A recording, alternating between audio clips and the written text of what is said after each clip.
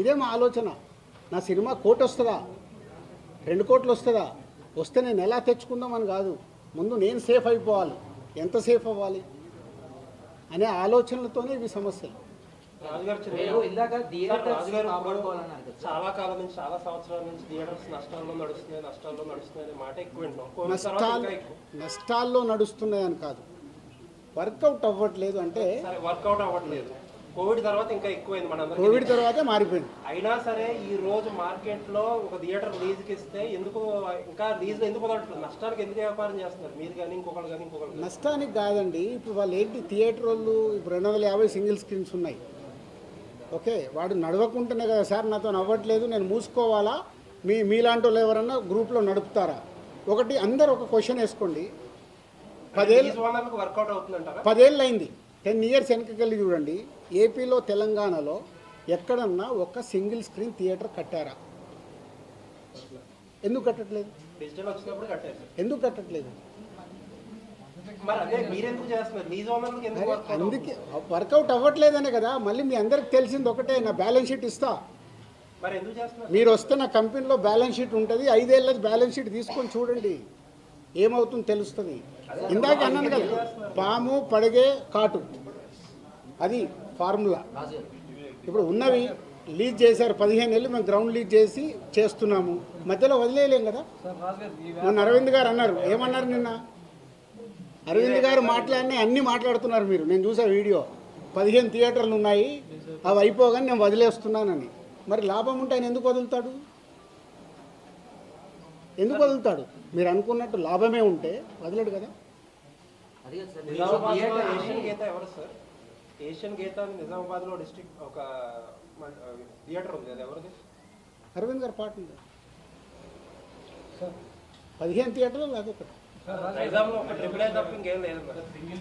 Triple అది ఎప్పటిదో అంటున్నారు, 15 ఏళ్ళు అయిపోయింది. అది ఓనర్గా వాళ్ళ ట్రిపులే. ఇప్పుడు మీరు అందరూ మళ్ళీ చెప్తున్నా, ఏ తప్పు దొరుకుతుందా, దాన్ని ఎలా హైలైట్ చేద్దామా కాదు, బిగ్ గో ప్రాక్టికల్. అసలు ఏం ప్రాబ్లం ఉంది, ఆ ప్రాబ్లంకి ఉపయోగపడతారా ట్రై చేయండి, ప్రాబ్లంని చెడగొట్టడం కాదు.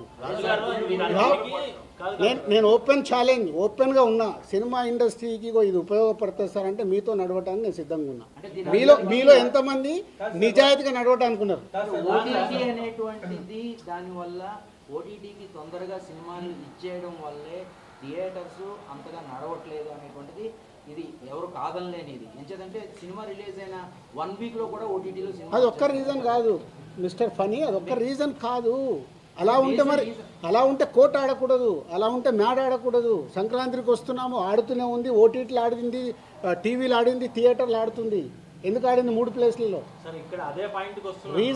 Reason not only 1 point, we have 5-6 points. Multiple problems ఉన్నాయి.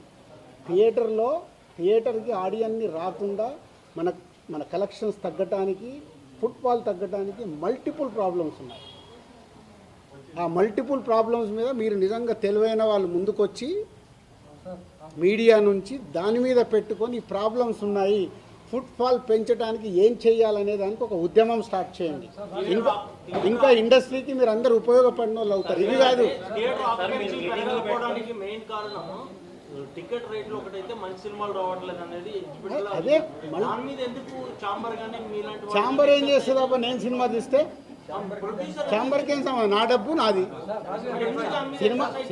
సినిమా మొదలు పెట్టేటప్పుడు నేను తోపు సినిమా తీస్తున్నానే మొదలు పెడతా.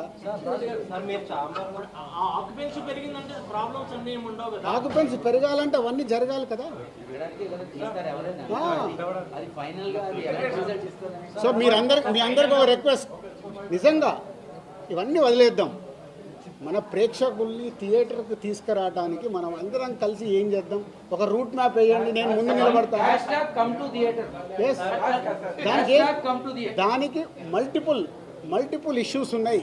ఆ ఇష్యూస్ మీద మనం ఫైట్ చేసి మనందరం, ఎందుకంటే మీరు సినిమా వల్ల ఏళ్ళ నుంచి బ్రతుకుతున్నారు, మేము సినిమా వల్లనే బతుకుతున్నాం కదా. దానికోసం సినిమా కోసం ఫైట్ చేద్దాం, ఇండివిజువల్ కాదు.